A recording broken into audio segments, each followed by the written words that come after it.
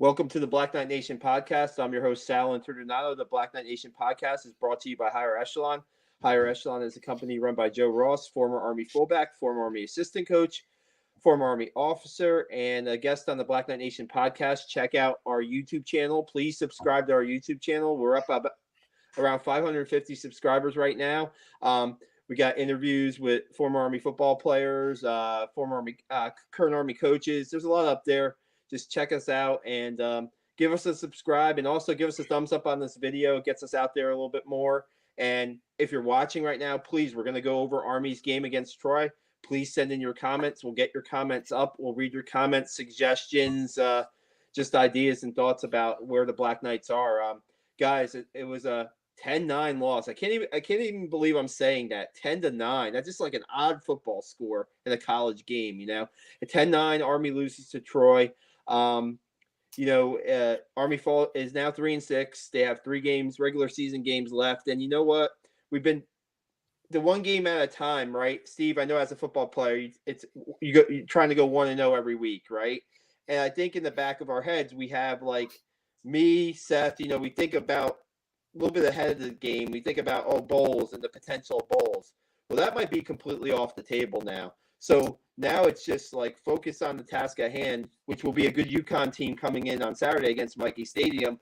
But first, let's get this Troy game out of our system. Let's get this Troy game out of our system. I think we needed the 24-hour Steve Anderson rule after that game yesterday, Steve. Yeah, no, 2 tough weeks, close games, 1-score games. Of course, Army covers both weeks, so that right, yeah. that always helps a little bit. But yeah, no, I it just really surprising that the way the game just kind of turned out the way it did. Of course, everything gets highlighted with the missed extra point and the missed field goal. Extra point has to be made. I think that was the first extra point missed in the guy's career. Yeah. And that field goal's tough, but you got to have ice in your veins. The kid has the leg. He just needed to execute. So tough loss, especially we lost as far as how we were basically in control the whole game. And then, where we pride ourselves in the last, who finishes the strongest, who hits the hardest, who's going to be ready to go at the 60-minute mark.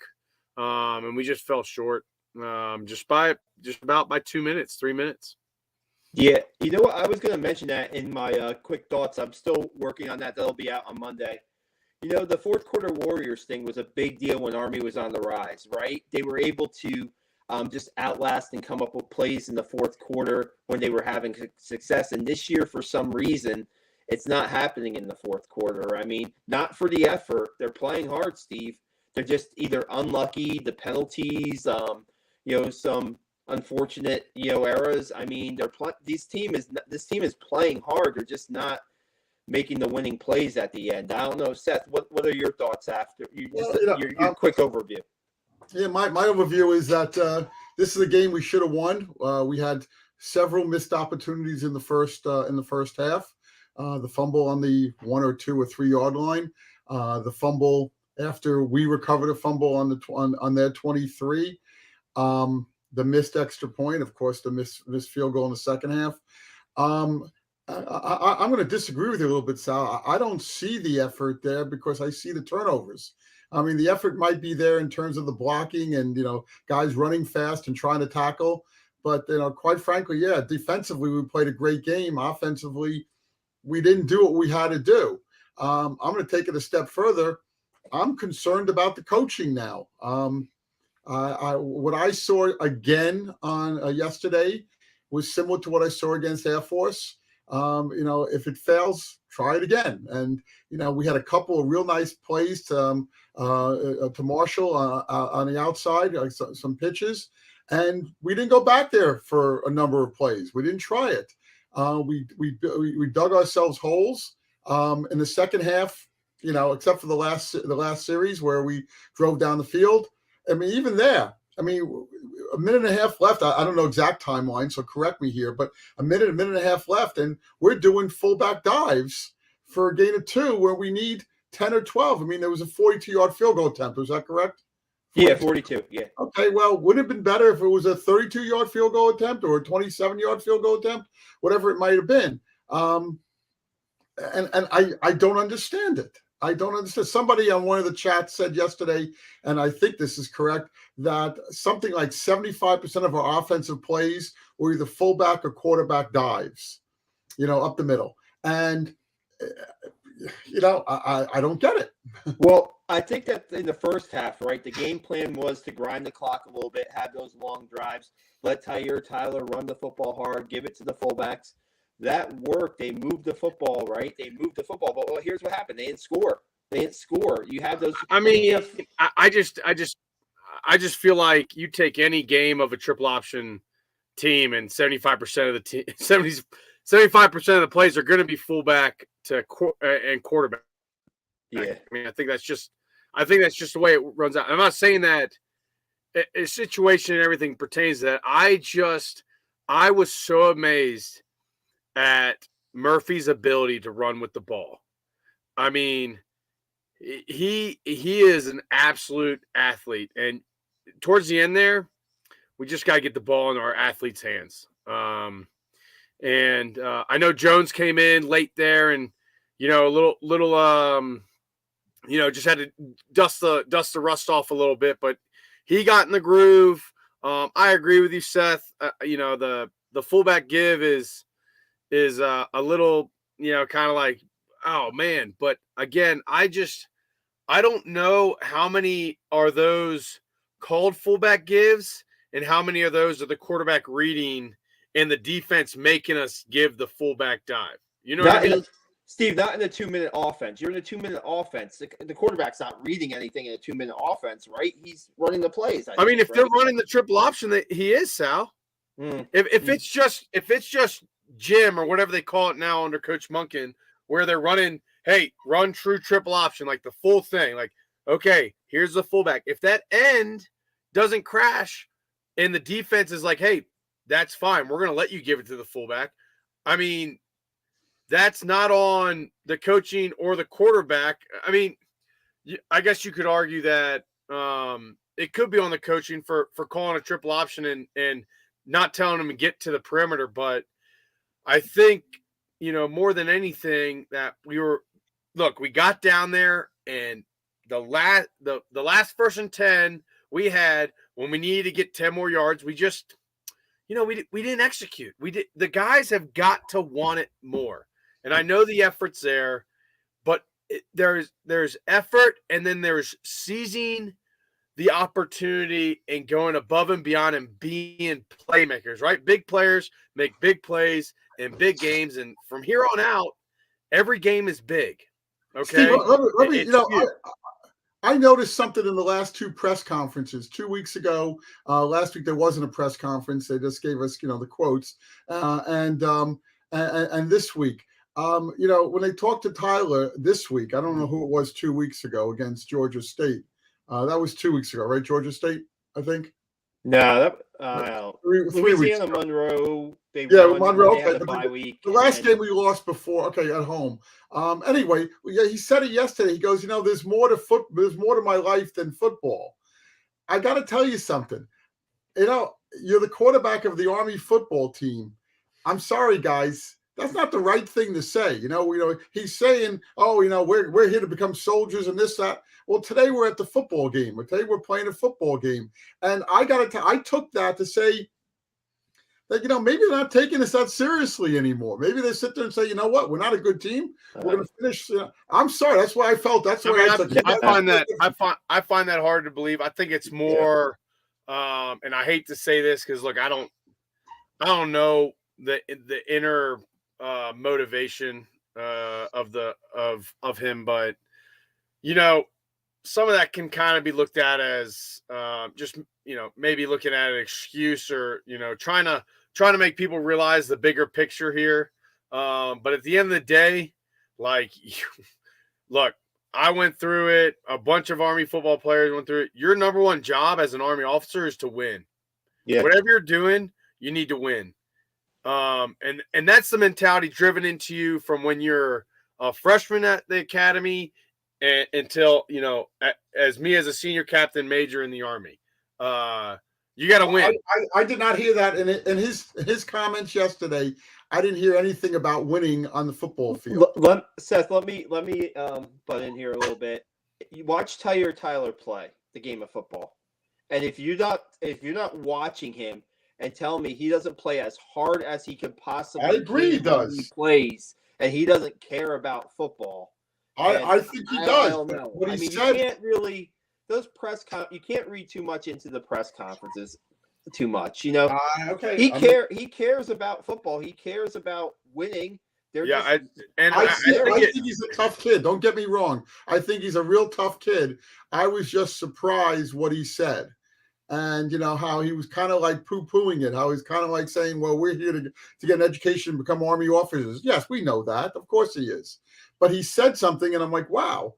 I mean, it's instead of sitting there and saying, "You know what, we're going to get him next week." He did say that a little bit, but we're going to go get him next week, and we're going to make correct our errors. He was sitting there saying, "Yeah, you know what?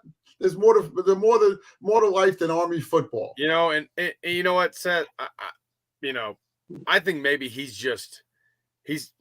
frustrated. Yeah, he's frustrated. I don't know. I don't know. Yeah. I can't put it past anybody who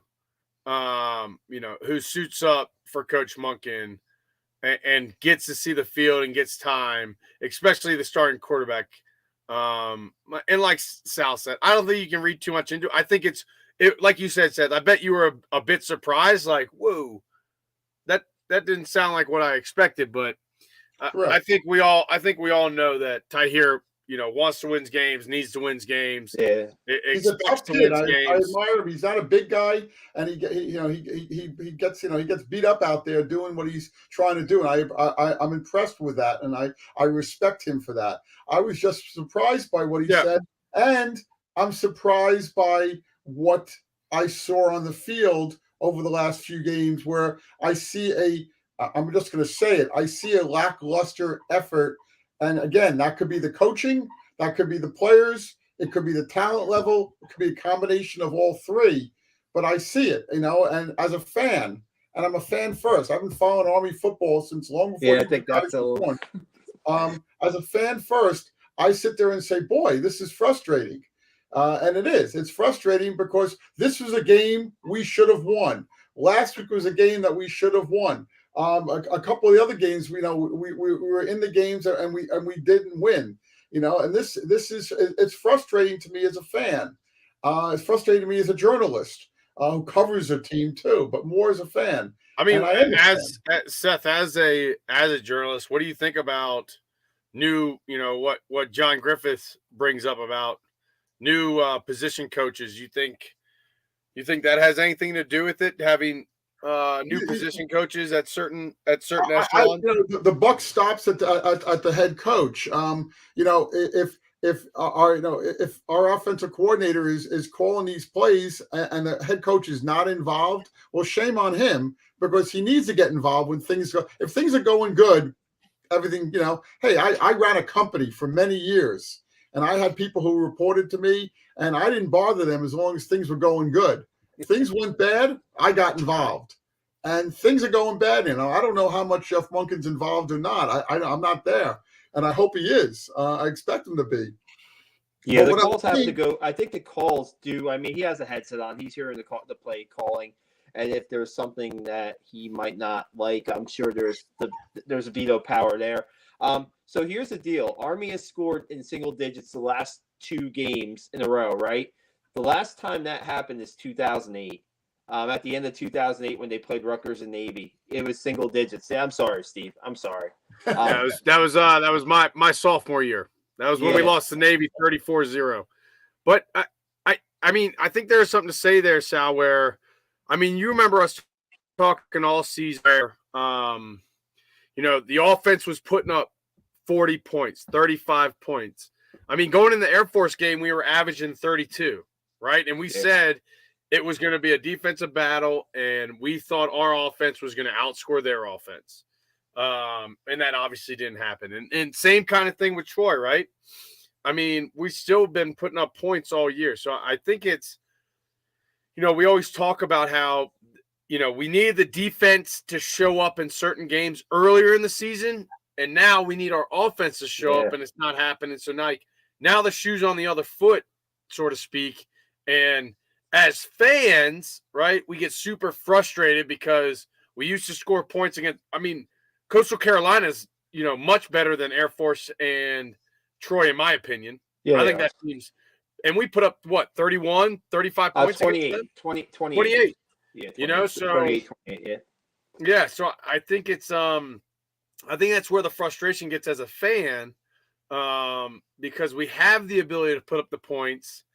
Now we know our defense has the ability to stop them, and we just can't get those two things to happen in a given week. Yep. I don't think Air Force's defense, and now granted it's academy game, so all bets are off, but their defense shouldn't have held us to single digits points. Troy's defense shouldn't have held us to 9 points. I think but that's Steve, why is that happening? I know we had the turnovers in the first half, and turnovers happen. We all know that. That's it. Seth, we don't turn the ball over at the 1. That's 6. There's 6, at least 6, maybe 7, right? Now, according to that game. We don't turn the ball over after we fumble, or after we get the momentum and force a fumble and we get the ball on the 23-yard line. That's 3 there, right? I mean, but we're still winning. We're still winning 9-0 at halftime, correct? Okay. And the second half, we didn't show up until the last drive. Yeah, we had 2 good plays. On offense. I'm talking about only offense. The defense was great. I'm not even talking about that. I was shocked the defense was so good with 2 of our best players out. Okay, but what happens? We didn't show up the second half against Air Force. We didn't show up the second half against these guys. I mean, I don't understand it. I don't understand it. And again, you said before that the dive, the fullback and quarterback dive it makes up 75% of the option. That might be true, but if it's not working, and it wasn't working in the second half, and these other plays are working, well, try some more of these. I think and look, I've only been on the triple option offense for like a week, so that's all I know is that. But what my understanding is if we call the triple option, the pure triple option, right, and we're trying to get the perimeter, but the team's not giving it to it, we're not going to change the way we do our reads. Now, I loved one of my favorite plays is like the super power keep, right? Where it's like fullback goes right, pull guard, right? Slot back goes forward. The slot back in motion goes forward, right? It's like a super quarterback sweep. I love it too. It's one of my favorite plays, and maybe that's the thing is that penetration play on that D lineman where he just swam or ripped through and just came right across the line and just sacked us for a 7-yard loss. As Tahir was it Tahir or Jones in the game at that point? Are we talking first half or second half? Are we talking at the very end of the game? Oh, Jones. Yeah, so Jones was in the game, and he broke one tackle, but then they got tackled for a 7-yard loss. I mean, shit, man, that's rough towards the end of the game. It's hard, yeah, and I think that toward the end of the game, right, Seth, you're talking about Marshall. Mike, we talk about this a lot. Unfortunately, you know what? On the last catch, the play that Marshall had the ball, he got hurt. He got hurt and was on the sidelines. I had some Army fan point that out to me today, I think. So hopefully Ijon's okay. Ijon's a playmaker. I agree with. We gotta get him the ball more. He's Tyrell Robinson, basically. He's Tyrell Robinson the ball more. With a little bit. I mean, the reason Army went. Guys, in 1983, 1984, the reason we went to the option is that the coaches, Young, did not yet understood that we could not be a power offensive. We cannot go out there against larger defensive lines with a smaller offensive line and win the battle. Okay. And, we always say the coach, the name of the coach we should never mention. He went back, and when he got here in the late 90s, he went back to a pro style offense. And we all know what happened there. Okay. For Army and Navy and Air Force to win, you got to mix it up, and you got to count on speed, because speed anybody can have. You can recruit guys with speed. The military doesn't stop you from recruiting, super fast kids. They do stop you. I guess there's some regulations that stop you from, kids who are too big, and that's the bottom line. Let's do what got us to this place back, whether it's the 1980s or more recently, the last 5 years, or 7 years now, 7 years. And yeah, I don't understand. I think to your point, Seth, the getting Marshall the ball in space, getting our playmakers the ball in space is what's going to be our success. Yeah. Exactly. I mean, the last drive of the game when you get that first down and you run 2 fullback dives and then you run that out to Brahim Murphy for 5 yards.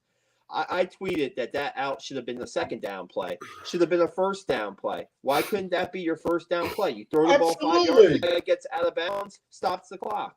I think they were playing a little bit of a clock game. I think they, were just trying. And I asked Monken after the game, is there a spot where Moretzky likes to kick it from? Does he like the left hash? Does he center, right? Where does he like to kick it from? But it seemed like they didn't put it in the middle of the field anyway when they were running.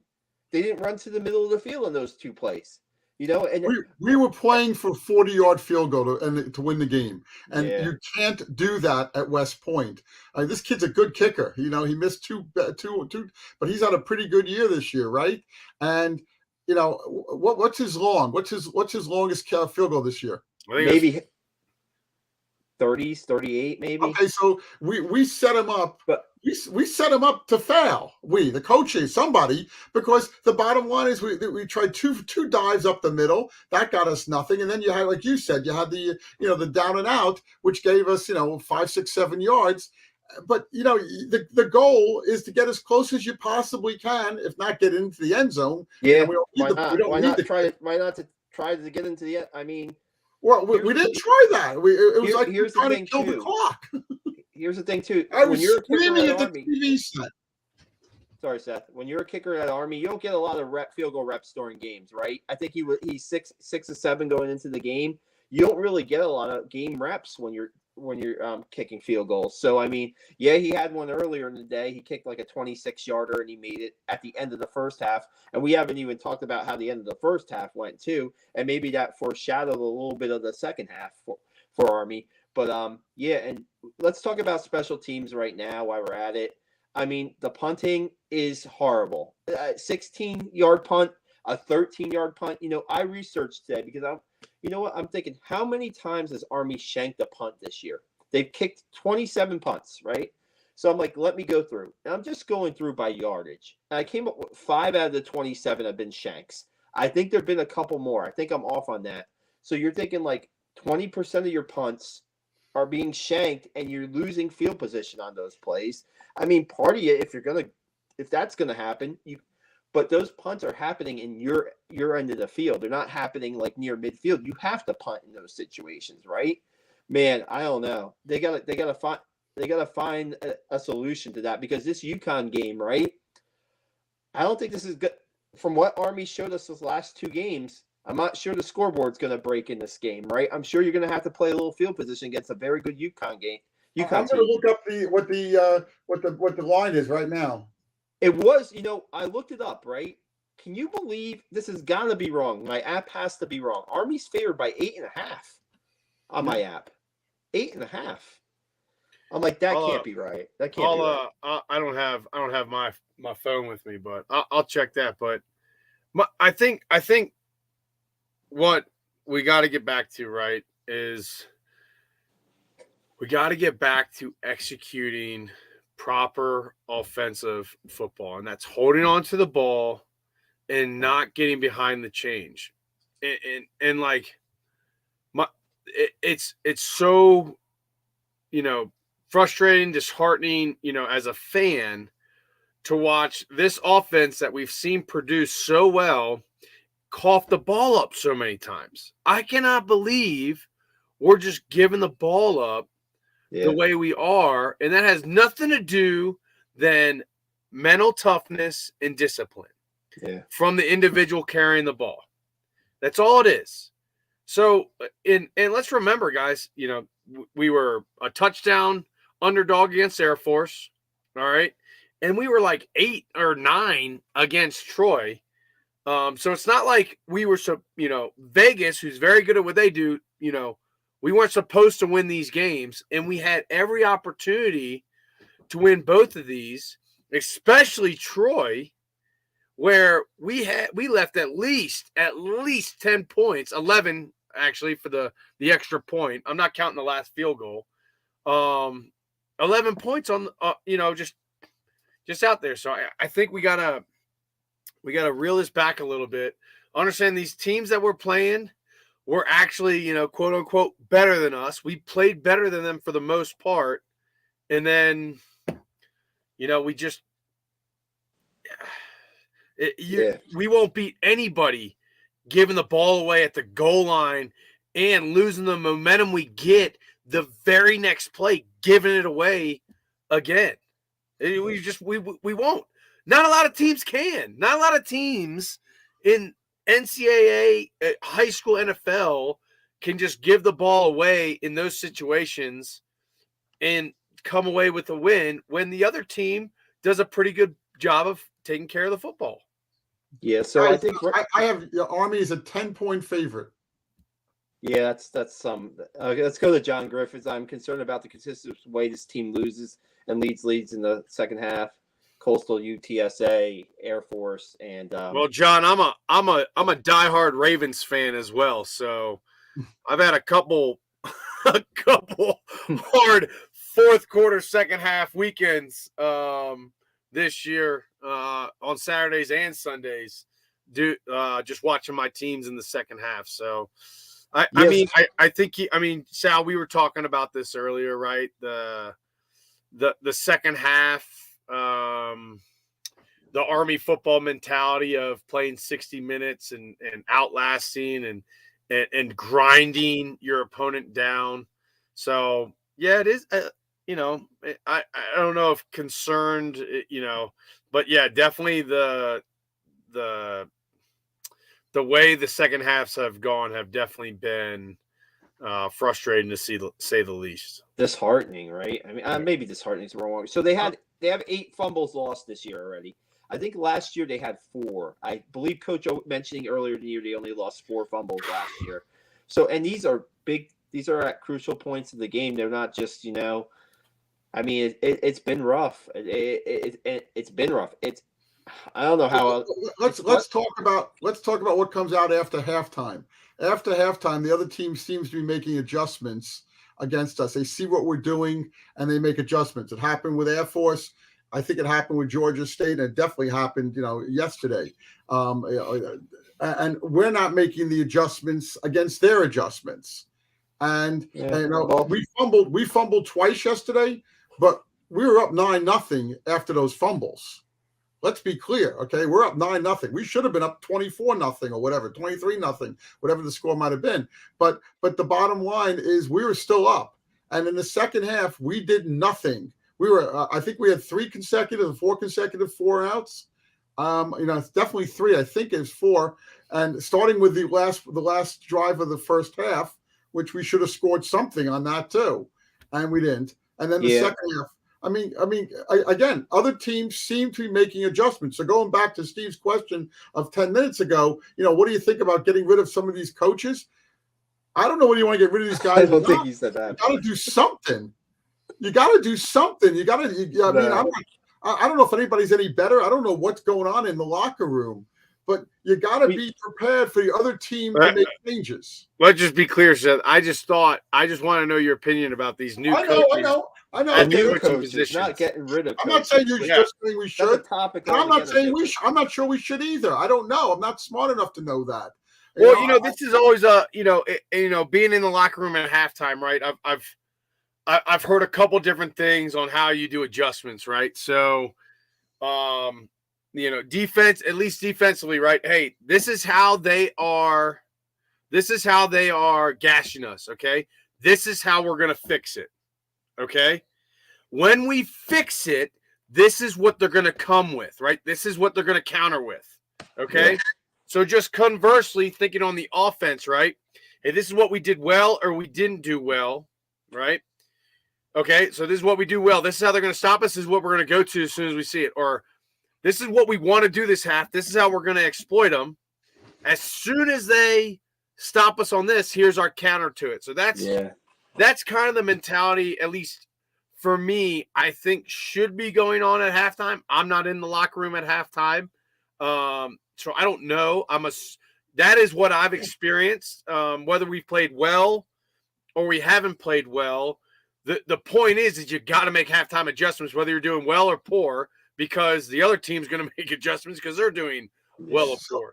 Let me ask you a basic question. Did you see any halftime adjustments by the Army offense yesterday? Halftime adjustments. It's hard, Seth. It's hard to know that because I don't know what they had I don't know the game plan going into the game. So right. I know as a fan and as someone who knows football and as someone who watches a lot of football, I know basically like, hey, it doesn't look like we're doing much better, or hey, we're doing a lot better. That doesn't necessarily mean we made great or poor adjustments at half. It just means whatever we're doing this half, the guys are executing better.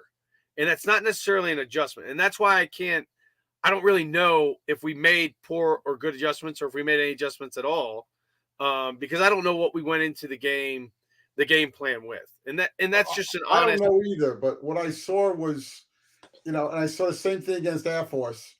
I see the same play being run over. Listen, I'm just a fan. I'm a journalist. I'm a sports writer. I've been doing this for a million years. But the bottom line, I'm a fan. I'm rooting for this team as hard as anybody out there, because I've given them many years of my life. Right. I've been going to games since I was a kid, and many games every year. And I want them to win. And I'm rooting for every one of these kids. And I sit there and the coaches too, because they've done some sensational things in the 7 or 8 years they've been here. But I sit there and I say, boy, if this isn't working, try something else, and maybe try that something else 2 times in a row. So then you can spread the defense and you can go back to the fullback and dive and then get you 6 or 7 yards instead of 2. And yeah. I'm just not seeing it. What I'm seeing is a panic thing when it's now suddenly, 2nd and 10, and then we drop back for a pass and he gets sacked, or there's a holding call or something. The next thing you know, it's 2nd and 20 or 2nd and 15, whatever it might have been. And now we're desperate because we don't have that kind of offense. Everybody knows that. I think I wrote, I tweeted during the game, Marshall had like a 28-yard run, right? And then they had 3 plays of 3 yards, and then they punted. They get a big play, and it's hard. They're having trouble following up in that big play, whether it's, the defense playing well, whether it's the play that's called, whether it's the blocking, whether it's the execution, whether it's this or that. And you just, you just have to be better. You have to, and to say this 9 games into the season, this stuff should be academic for them pretty much now, right? I mean, it should be like, and it's just, there's a lot of shuffling going on. And I think that offensively, they really miss Tyrell Robinson. They really miss Tyrell Robinson, another playmaker. They haven't had him since Wake Forest. And, the quarterback shuffle is not really working, because there's times in the game where it's like a 2nd and 25, and you think, okay, Jamel Jones is going to trot into the game and he's going to be the quarterback for a passing down. Yes, I know it's obvious that when Jamel Jones comes in, he may pass. They may not be running the ball like they do, but I mean, then it comes to 3rd and long and it's a fullback dive punt. And then the punt goes 16 yards. I mean, it's just frustrating.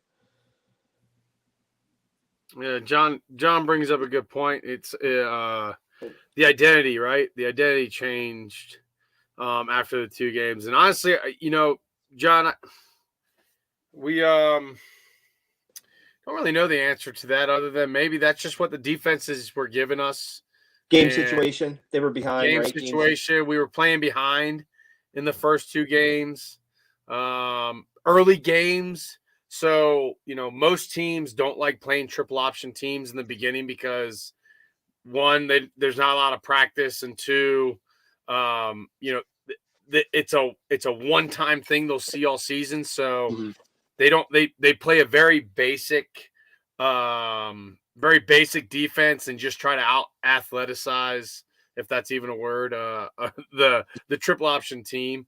But I think one of the most important takeaways, right, as we talk about, how we've either changed or how we keep going back to the fullback dive, in the quarterback shuffle. And I think one of the theme is the identity of this offense. It's ever shifting, and it's really who's your quarterback? Because I'll tell you what, just from watching, Jones manages the offense and controls that huddle very differently than Tahir Tyler. Very differently. It's like it's having 2 very different personalities control that huddle, at least from the fan perspective, in the way execution or the way the urgency or whatever, what it looks like. And that's the hard thing about having the leader of the offense change so frequently, is you get kind of like this, who's in charge, how should we be, kind of offense. I want to address something about John's question there. The first 2 games we passed a lot. Sal, correct me if I'm wrong. Against Villanova, the 3rd game of the season, how many times did we pass? Yeah, well, there was no completions. There might have been 1 pass, but maybe there weren't. Okay, so 1 pass. Why are we trying to pass the ball? It's almost like a scrimmage. We killed them. Okay, we're up, whatever we're up by in the second half, pass the ball. Now, maybe you don't want to make him look bad. Okay, that's the only thing I can think of. But God, I mean, give it a shot. Let's, try other things here. I don't understand. I don't. Yeah, we got to get Monken on here. He has to explain to us. Well, you know what they talk about? They talk about running their base plays and running their basic stuff well, right? Well, base plays, the fullback dive, the quarterback keep, the pitch occasionally. It's not so much like base play, throw the ball, It's in their offense, but it's not like something that they want to do. This coaching staff has been that way to a point. Their identity is to run the football and stop the run, right, Steve? That's this team's identity. That's what the culture that they built here. And, you talk to guys, wide receivers, like a Jeff Ajeckum, who's the former wide receiver, who, has that role of being a blocking wide receiver. You have to embrace it in Army's offense and culture. And, good point by Mike on that comment. I've been calling for the tight end down the seam all season long, and finally they hit Lingenfelter down the seam. You can't do that multiple times during a game. But that play is there if they want it when the defense is playing 9 in the box, Steve. It's there. If you can protect the throw, it's going to be there. And it's just like same as a 5. Yeah. I mean, again, it's not just, we talk about missed opportunities. It's not just the turnovers that kill you. I mean, there are multiple pass plays that we had easy completions as well. And it's not about making completions or whatever. It's the momentum or the lack of momentum that happens from those plays. It took a play from Marshall to get us a chance at the end of the game, whereas the beginning of that series, we had 2 passes that the ball was just in the dirt, right? I mean, and the ball could have been easy. I think it was like a little curl route to receiver and a little in route from the slot or the tight end or whatever. So I just look. We're all saying the same things. We want the offense to play better, and it's not rocket science. I want them to do different things. If I'm the coaching staff at UConn, and I'm getting ready for the game tomorrow. I'm sure they're already practicing. They're thinking about it before this, but I'm looking at the film at Army the last 2 games, and I'm getting ready for the game on Saturday. And I what am I going to practice for? I'm gonna stuff the box with 9 guys, okay, maybe 8 guys, and I'm going to expect them to do the same thing they did against the last 2 teams until they prove them wrong, and then you have to try something else. But there's nothing. If I was the coach at UConn or UMass in 2 weeks, and Navy, we know what Navy thinks because Navy knows us like like a true cousin knows each other. The bottom line is I'm just going to go stuff the box because we haven't proven anybody wrong in 4 games. Yeah. You know, I mean, you can't count the Colgate game, but the other games, you know, it's like we're just not doing it. And I'm not putting it on the kids. I'm sorry. I'm putting I unless I know something I don't know, unless there's something that somebody wants to tell me, I'm putting it on the coaches. Okay. And well, I think we talked about the offense long enough. I mean, 40 minutes of it, like you said, Steve, we're talking about a lot of the same stuff. Let's give the defense, like John Griffins was here with his comment, let's give the defense their due against Troy. I mean, they were playing without Marquel Broughton and Leo Lowen, their 2 top tacklers, and you're like, how's this team going to respond? How's this defense going to respond? How's this defense going to play? And they shut out Troy in the first half. And to be honest with you, the offense was keeping the ball, right? So 46 plays, and Troy was not getting the ball, running plays, 15. But I'm like, is Troy even going to score in this game? Troy didn't look good. I thought the defense had really had an answer for Troy when they were on the field. And some fantastic playing by Jimmy Charlo was all over the field in this game. Yep. Quindralin Hammonds was all over this game. Like, so you don't have Marquel Broughton on the field right now, right? And you have Max DiDomenico playing Marquel's position at safety, a sophomore. Hammond stepped up, forced that fumble. Andre Carter was involved, got a sack. They were shuffling guys on the inside a lot. Spencer Jones played a little bit. We haven't seen Spencer in a while. Brett Torino was getting reps. They did not have Peyton Hampton in this game either. And Peyton Hampton was starting probably half the games at inside linebacker this year. So they're without your 2 inside linebackers. You're basically without a lot of the center of your defense, right? And your heartbeat, man. Yeah. Not having Broughton out there is obviously a huge thing. And very, like you said, Sal, a lot of guys that make a lot of plays were not there today, or were not there yesterday. Yeah. I can only imagine the coaching staff, the defense get like, hey, someone's got to make these plays, all right? Because our leading tackler and our leading playmaker are not playing today, right? They're not playing this week. So someone's got to make these plays. And the emphasis has to be on who's going to make the play. Who's it going to be today? Looking at everybody in the room and making them understand that one of you has to step up, and we've got to have these tackles. We've got to have these big plays. And like you said, Hammond came up with that huge play. Carter showed up.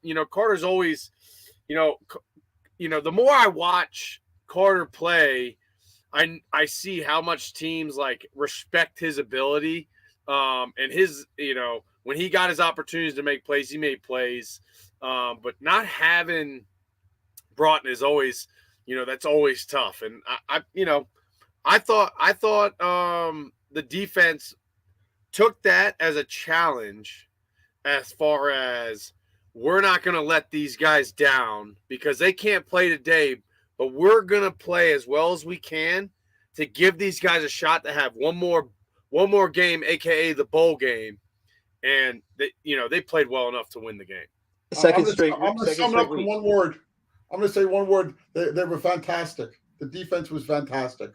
Yeah, I was so impressed, and these guys are maturing very quickly. Yep. You guys said 2 best players are out, or 2 of the best players are out, and they were all over the place. They were, everybody played great. They weren't making mistakes.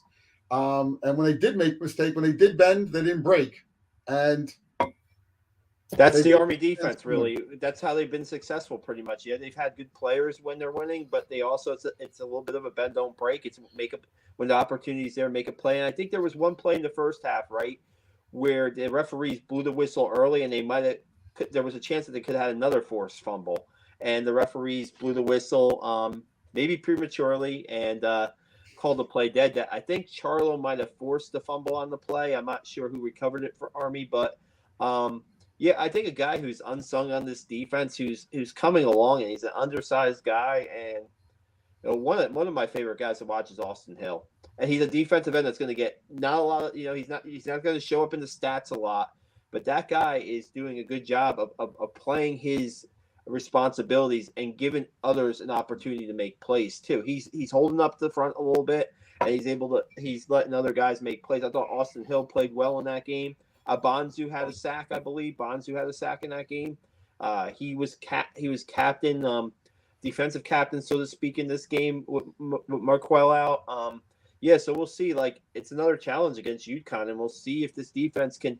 You know what? You kind of feel for the defense a little bit. They're giving Army every opportunity to win this game on Saturday, and they deserve better, right? They deserve better. Here we go, Brendan in New Jersey's here. We appreciate Brendan. How you doing? Oh man, yeah. It was a good weekend in spite of the game. I was lucky in that regard.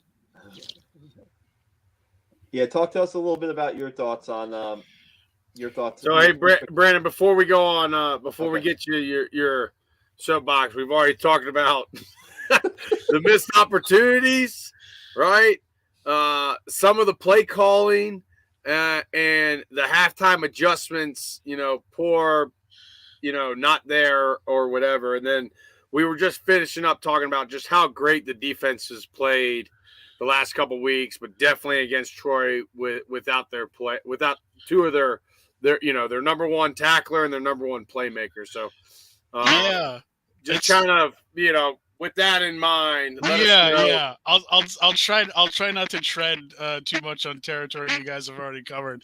Yeah, I mean so throw out the first two games of the season, right? I mean, those were against one still top 25 team and another one that's on the cusp. But if you just look at the last 7 games, the defense has played really well in 5 of those, and the offense has played well in 3 of those. So it's not hard to see which is the kind of better performing unit on the season, arguably. But yeah, I got curious after this game, and I was like, when was the last time Army was held to single digits 2 weeks in a row? And Steve, I'm so sorry to say, but it was the end of the 2008 season. It's been that long. Yeah, Brennan, thanks for saying that. Sal already covered that earlier, okay? My sophomore year, Rutgers, Navy, got it. Thanks. Yeah. I still hate Rutgers, by the way. I don't know how many people feel that strongly about it, but I just want to throw that in there. But yeah, I mean, there's so more presently, I guess. 2 weeks in a row, they've been shut out in the second half. And that's just like, I don't know what else to say about that. And no, Brendan, me and Seth were kind of talking about this earlier. Do you think it's due to poor halftime adjustments, or do you just think it's due to the other team is making better halftime adjustments? I guess is how I would phrase it. Oh yeah, I mean, I think trying to narrow it down to just one factor, like it's always more than one thing, right? So I think it's either poor or lack of halftime adjustments on Army's part, and I just feel like, I don't know. I think I brought this up last week or the week before, but there's just not there's just not a fear factor from Army anymore. Like, if I'm an opposing coach and they're on my schedule, like, I don't look at it the same way that I look at it, 2, 3, 5 years ago. Oh man, there was something else. There's something else I was talking to someone recently with, but I can't remember at the moment. No, I mean, I think Army is still a fear factor as far as, we saw it this past year. I mean, Tennessee, the University of Tennessee, who's arguably one of the best teams in the nation, didn't want to play Army this year. So I think I understand where you're talking about this season in particular. UMass, UConn, Navy, like they may not be looking at Army as a threat. Or I think it's really since Ball State last season. I think Ball State kind of broke them in a way that was really kind of soul crushing. And that's another game where they got shut out in the second half. Yeah, we'll see what happens. Like offensively, see how they come out against UConn. I'm guessing if we talk to Brent Davis this week, during his press conference availability, I'm sure he's going to say, "Hey, we just got to do the average things better." I'm sure we're going to get. I'm sure he's not. If they're planning on doing anything different, I'm sure he's not going to tell us that they're planning on doing anything different on offense. I think that we have to see how Ijon Marshall is. You have to, if Ijon's out, then you gotta maybe get the ball in, Brahim Murphy's hands a little bit more. You got to get the ball. Give Maurice Ballon got a carry as a slot back and maybe turn the quarter for like 5 or 6 yards. That's fine for one play in the option offense. You'll take 5 to 6 yards a play every chance you can get it, and maybe get Miles Stewart in the game. I mean, he's a guy that's gotten reps as a slot back. I know he's a guy who has some speed, and see if he can get to the edge. And who knows what they'll do? Who knows if they – I don't think they're going to put Tyre at slot back anymore. I don't think they're doing that anymore. I think that was specifically for the Air Force game, but we'll see what they come up with. We did see – guys, I did want to comment on this real quick. I know we talked a lot about the offense in this podcast, in this recap, but you did see Hayden Reed get some carries at fullback against Troy. You did see Markel Johnson get some carries against Troy. So I thought that was something that maybe they could have done against Air Force, just mixing it up when Buchanan – you didn't see a lot of Jacoby Buchanan in this game at the beginning of the game. You didn't see a lot of Jacoby Buchanan. You see a lot of Tyson Riley. You saw Hayden Reed. Tyson Riley took a play off. You saw Hayden Reed in there. Buchanan got in the game later in the second quarter. But keep those guys fresh, right? Keep the guys fresh. That's when Army's had success running the ball with the fullbacks. It's been keeping those fullbacks fresh. And give the younger guys who have proven themselves throughout the year, give them a carry here or a carry there, and see if they can break one off. I mean, you can't be quarterback Riley Buchanan against UConn, because if you do that, I don't think you're gonna have the success that you really need to have against a pretty good, now bowl eligible UConn team. I've been following UConn this year. Randy Etzel, the old coach, was my floor mate at Syracuse, so I've always followed the team, and I've watched them a few times, more than a few times this year. And I'll tell you, they're not small on the line. They're probably bigger than we are, and they're fast. And more importantly, they're playing with reckless abandon. They're trying to prove something, and the coaches are doing it. And it's kind of like we have nothing to lose attitude at this team all year long, and it's been working for them. They beat a very good Liberty team yesterday. Yeah. They've stayed in games against a couple other teams. They got beat bad by some big teams like Syracuse, which turns out to be not such a great team this year, but Michigan killed them. But in the games that they've been in, and they've won 6 games now, you see a team that's hungry, and they're doing things differently, and they're trying things differently. If we go out and do the same thing we've been doing, I'll take those. We're going to be 10-point underdogs going in. This is not a bad team, and they're hungry, and they're playing like they have nothing to lose. And now they don't have anything to lose, because 6-6. They're going to go to. They may go to a bowl game. I mean, they don't have big following, so not a lot of people follow them around. So that's going to hurt them at 6-6, or even 7-5. But they may get themselves into a bowl game at 6-6. They got nothing to lose. This is their last game. They're going to the bowl game. It doesn't matter. Steve, I wanted to talk to you a little bit about this, and even Brendan and Seth. This is going to be senior day for Army coming up against UConn, right? It's going to be the last game for guys like Tyre Tyler, for guys like Andre Carter and Connor Bishop. There's a bunch of seniors on this team that play a role. Marquell brought, and hopefully Marquell can get back into the lineup for Army. So you hope, you think that does that play a role in this game a little bit, that you're playing your last game at Mike? I think it's just execution on both sides of the ball. Well, all three phases, because we talked about special teams.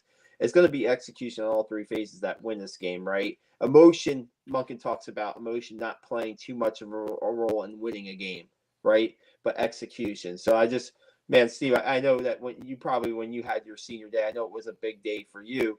And it's going to be hard to believe that some of these guys are playing their last game at Mikey, but you want to go out your last game at Mikey on the good side with a win and not, the way they've been playing. So I don't know if that.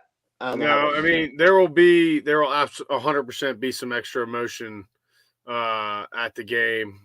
There will be, the one thing you want to try to prevent is guys trying to do too much, right? You get too excited and trying to do too much on one play and it costing them, whether that's on the offense or defense. I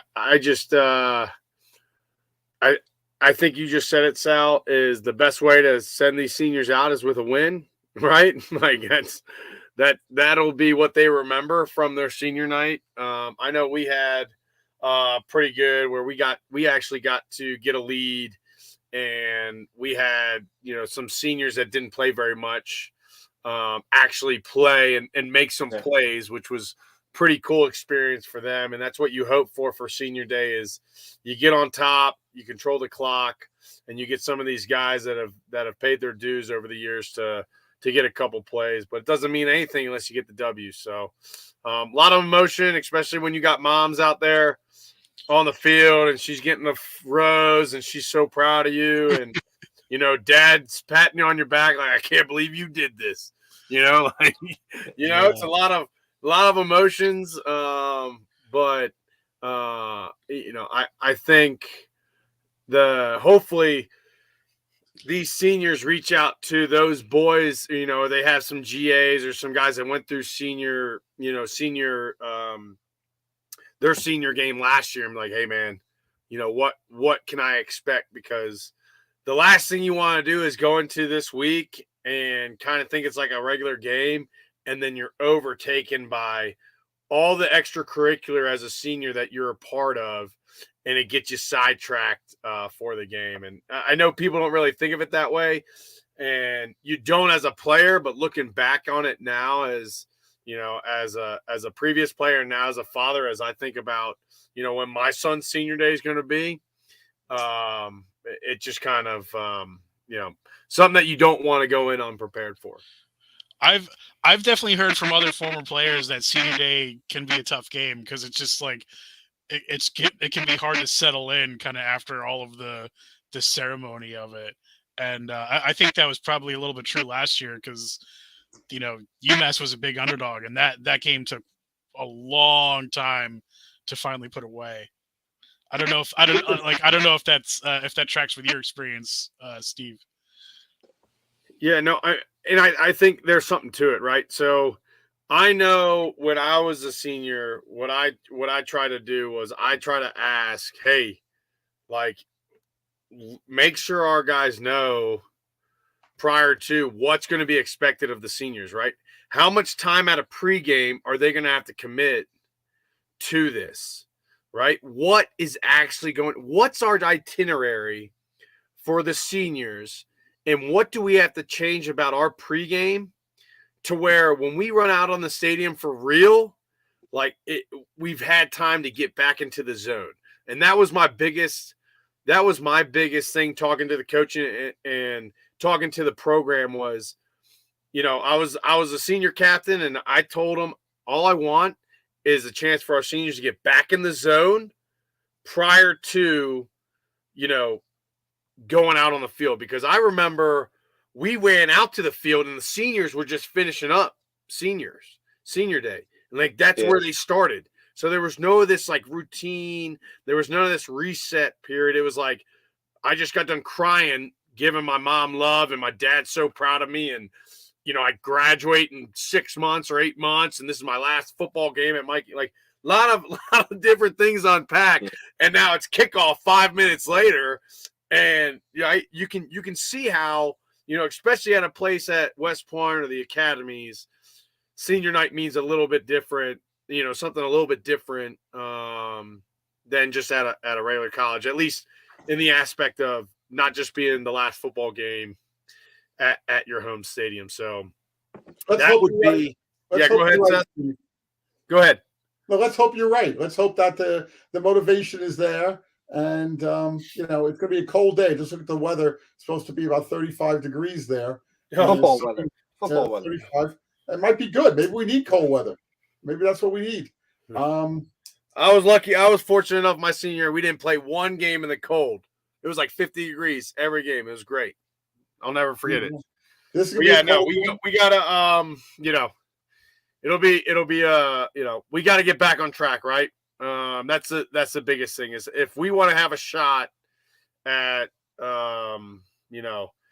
beating Navy this year and finishing on a strong note. It starts this week, starts tomorrow at practice. And it's got to, we got to get right. Yeah, and I don't think like the whole bowl situation, right? At 3-6, when you're playing Navy on December 10th, and most of the bowls will probably be decided by then. I don't think the bowl game is going to be in the cards for Army this year, because even if you do run the table, you have the 6 wins with the 2 wins over the FCS teams. We'll see how. I thought I heard Army radio say that Independence Bowl, people, chairman or whatever you want to say, representatives were at Troy for the Troy game for Army, but I don't know. I think it's just we beat UConn, right? Yep. And just work on beating UConn, and then you have UMass and Navy, and see what happens. I mean, if that extra game comes down the road, and that's what Tyler was talking about a lot too. He's like he was asked about bowl eligibility. He's like, that you can't really think too much about bowl eligibility when you're in the hole that Army's in right now. You want to just dig yourselves out of the hole and hopefully get something positive rolling at the end, not only for these seniors, right, but for these guys that are going to be still in the program next year. You want to get something positive. Exactly right. You got to build for the future. I brought this up a few weeks ago that it's not just about this year; it's about next year. Next year is a tough. We got some. We haven't discussed the schedule that they put out. We're playing LSU at Syracuse, at LSU, and BC at home, and then a couple other schools that Troy's home, and I don't have it in front of me, but they have Coastal Carolina again. Carolina again, Air Force, Navy. It's not an easy schedule. If Delaware State, and who's the other FCF? Holy Cross. Holy Cross is good this year. It's real simple, gentlemen. Gets real simple, right? Beat UConn. Right? That's where we got to start. So, can I bring up something else? Can I bring up something else? And let's do our go ahead. We'll do our parting thoughts, and then I'll. And Sal doesn't like when I talk about it, but on some of the sites here, people are talking about the Nebraska job. What do we know about Nebraska? Some people are saying that Monken is a favorite for the job. Do we know anything? I don't have any intel, right? I don't have any intel on that, but the old school Nebraska fans are going to want to bring in the coach like Jeff Monken, who has that triple option background, who they see as a really fiery guy that is a motivator, right? He's going to be at the top of a lot of openings, and I don't know. We'll see how it goes there. I haven't heard anything on that. I'll tell you, I think this is just speculation. But Monken, I believe Monken wants to be the all-time wins record holder at Army, and I think he has a lot of things on his bucket list to do at Army that he hasn't done yet. And look, I could be completely off here, right? But I think he's the type of guy that unless, he starts to get pushed out where he doesn't, Monken, St. Monk, he has a lot of pull at West Point.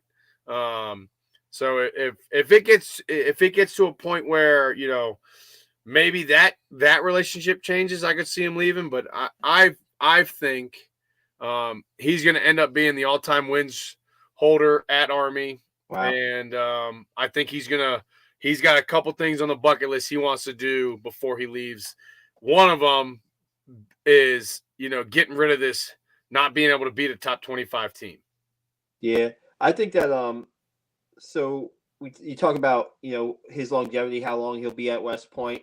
I think that also is kind of melted in with the superintendent. The superintendent is a new superintendent, right? Steve Gilliland, and he's not a superintendent with a football background. So we'll see how those two mesh.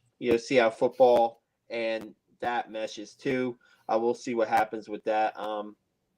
Yeah, he was pretty calm. He was pretty. He was very calm. How would you describe him, Seth? Very calm. I was surprised. How calm he was at this game, and he was frustrated with the Air Force game. But I expected a little bit more in that game, after that game too, in the presser. And I don't know what to think. I'd like to keep this guy. I think he's a good coach. But when Nebraska comes calling, if they're calling, I don't know. Well, here's the thing too. With any opening that Monken is considered for, right? He has certain things that he has on his list that he needs to have a program successful. Certain amount of quality of assistant coaches with salaries for your staff, facilities and that kind of stuff. Just backing from, and you say Nebraska, right? You say Nebraska. Well, of course, they're all in on football, so they're going to roll out the red carpet for a guy like Monken and give him whatever he wants. Well, sometimes that doesn't happen at certain Power 5 schools where you have your list of demands that you want, or your list of needs that you want to start to be the head coach at the school. And if the school doesn't meet every one of them, you may not go. So we'll see what happens with that. We'll see. I mean, we know his contract is extended out at least for another couple years at least at Army. I kind of lost track. I thought it was like 25 or 26. Maybe he's got 5 more years. You think, Steve? 2025 is what I'm tracking. Yeah. So I mean, I think these guys all have buyouts. There's all buyouts there. No, we understand that. We understand that. We'll see. I mean, I think Nebraska, I guess, is going to wait till the end of the season to hire their coach. I guess. I don't know. We'll see what happens with that. I mean, I'm not. We can't give it much noise, man. I mean, every year someone's asking for him every year. Yeah. Ever since he went to 4 or 5 straight bowls. Yeah. So a team's been asking about him every year, and he's got to go through this every year, where the team or somebody hears something, and now the players are a little concerned, and he's got to be like, "Look, I get offered every year, guys. Okay, so just calm down. You guys, the team will be the first to know." Has he been offered every year? Has he been offered jobs? People have been. He was a finalist for the Kansas job. Yes, that Lance Leipold got. It was Kansas, and the year before that, it was it was another Midwest state to try to bring some difference to the Big 12 / Well, Nebraska before they hired Frost, right? I mean, but he's like you said, Steve. I mean, I'm surprised. The guy's won everywhere he's been. Yeah. Of course, teams are going to want him, and he's got to tell the players every year, look, guys, look, here's the rumors, here's the truth. You guys trust me. We will set a meeting the first hour it happens, and I will let you know. You won't read it on Twitter. So, and that's the kind of guy Monken is. He'll be signed, sealed, delivered. I know that if you're talking to like parents, right? Parents of players, they don't want him to go anywhere. They know that their kids are in great hands with Coach Monken. They don't want Coach Monken to go anywhere. I know that's not really a factor. It plays into a factor. But I think this whole message board thing sometimes is, Army fans are pissed off. They're losing right now. And Army fans, are they trying to say a change is needed at West Point? No. But is there news out there?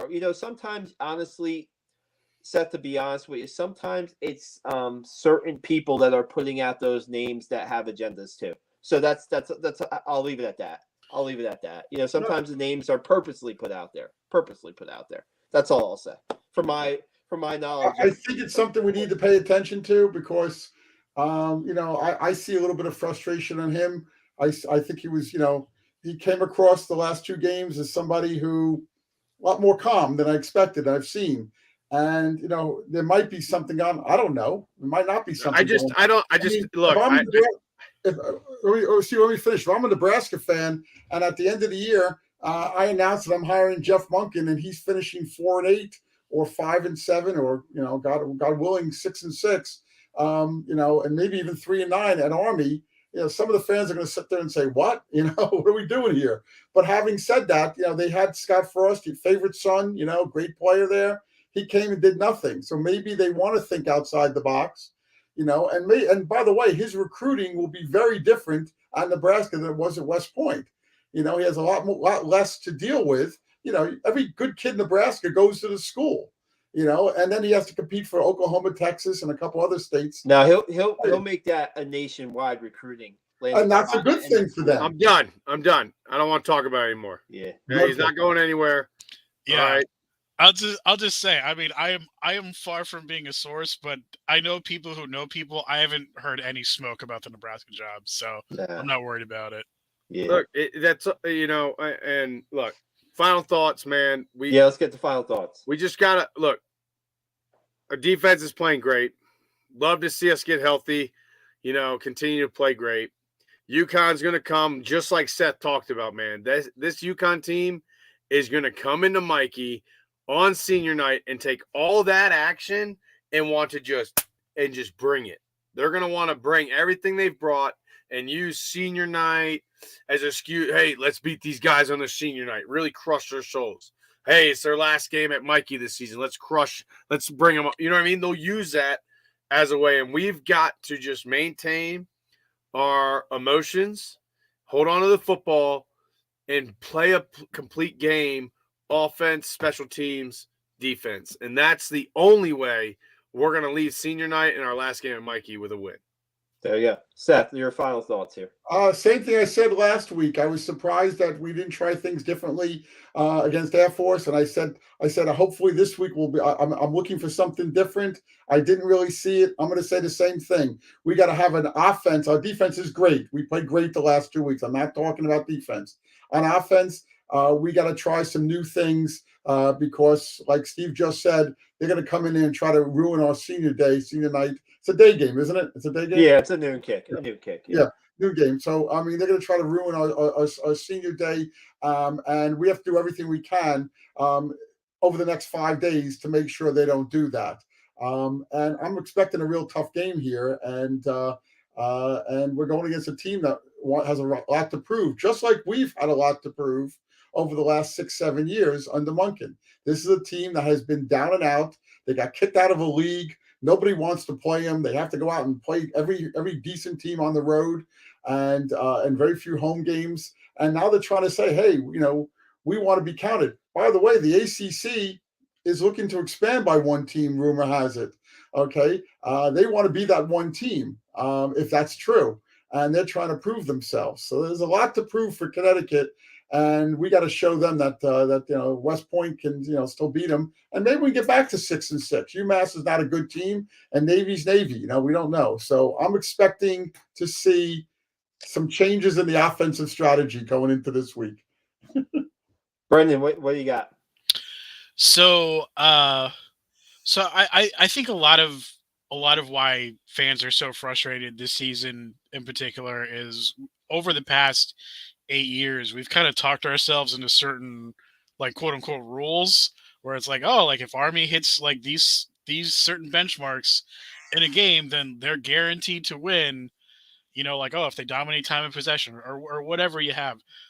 The problem is there's no law that says the other team has to care about any of that. And the ultimate example for me is the Armed Forces Bowl against San Diego State. Army had the ball for 46 minutes. They still nearly lost that game to San Diego State. San Diego State didn't care that their defense was getting knee-bone souped into oblivion. As long as they can still put up more points when the clock hits, triple zeros for the final time, that's all that matters. And I think what I meant about the fear factor before, I think more teams are kind of waking up to that. You still have teams like Miami last year where I don't know if anybody remembers that bizarre press conference that their coach had where he was like making excuses before the game saying like, yeah, we're going to get cup locked to death. I don't know what else to tell you. I remember that. Yeah. Honestly, it was so bizarre. I kind of respected him for it. It was so like it was just so unfiltered. But anyway, like I don't really know. I don't really know how you fix the rest of the season other than just taking it one game at a time. But I know going forward, to me, there's three keys to the offense. A, you got to develop an alpha quarterback who is the unquestioned starter, except for injury. B, you got to have a solid rotation at fullback. You can't be afraid to throw new guys into the fire because you're going to have to throw them in eventually. And C, you got to make an effort. You got to make some effort to get the ball to your most talented playmakers on the outside. Don't tell me that the slapbacks can't get carries because it's a triple option offense when the majority of your plays are fullback dive and QB power. Okay, those aren't option plays. You can call a slapback toss, a flat route, a screen, wheel route, whatever. You can do it. We've seen it before, and it's worked great. So that's all I really have to say. Yeah, so my real quick parting shots will be just there was some good news on the football field for Army this weekend. Army Prep beat Navy Prep 14-7. So Army Prep swept, Air Force and Navy this season. 27-9, I believe they beat Air Force, and 14-7 they beat Navy on Saturday. A kick return touchdown for RJ Dematic to start the game for the Army Prep, and that got them going 14-7. That's pretty much all I got. We talked a lot about the offense. We talked about the defense's performance. Let's see what team. We don't know what team we're going to get with Army when they show up against UConn. We'll see what team shows up on Saturday at Mikey Stadium. Seth Mendelson will be there covering the game. I'll be there covering the game. We'll have coverage. Check out BlackKnightNation.com. Seth's game stories up there. I wrote a little write-up about Army Prep. I'm going to do my quick thoughts, post them tomorrow. And check out our YouTube channel, please, guys. If you're watching this right now, subscribe to the YouTube our channel. Give us a thumbs up. If you're watching this on the replay, give us your comments. I read the comments after they come on replays, and I'll give it a thumbs up, or I'll respond to your comments too. So thanks a lot for watching us tonight. This was the recap of Army's 10-9 loss at Troy, and we'll be back next week to recap the UConn game. Thanks a lot, guys. Beat UConn. That's it. Good night, guys.